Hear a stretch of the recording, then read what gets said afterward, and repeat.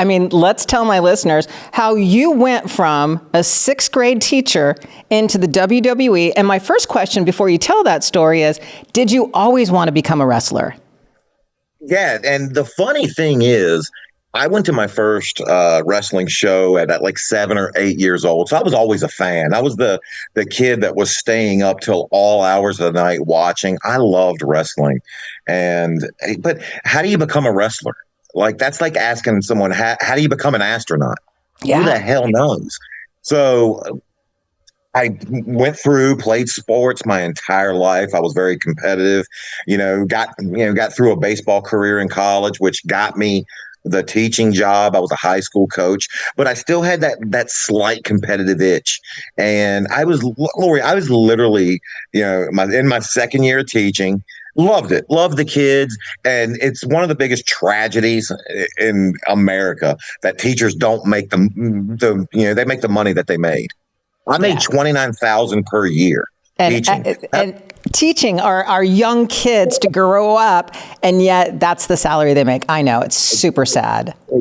It's a tragedy. And I just could never foresee how I could buy a home, how I could, one day have a family or anything. And I always had that dream of being a wrestler.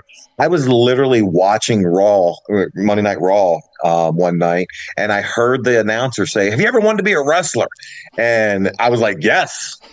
And he's like, he's talking to me. Yeah, I'm sure you're getting into the whole tough enough aspect. But it was literally in the days before reality television had taken over, back when you didn't make shit for being on reality TV. But I took a gamble, and I literally flew out to New York thinking nothing's going to come of this. And within a week, quit my job, sold my car, and, canceled the lease on my apartment.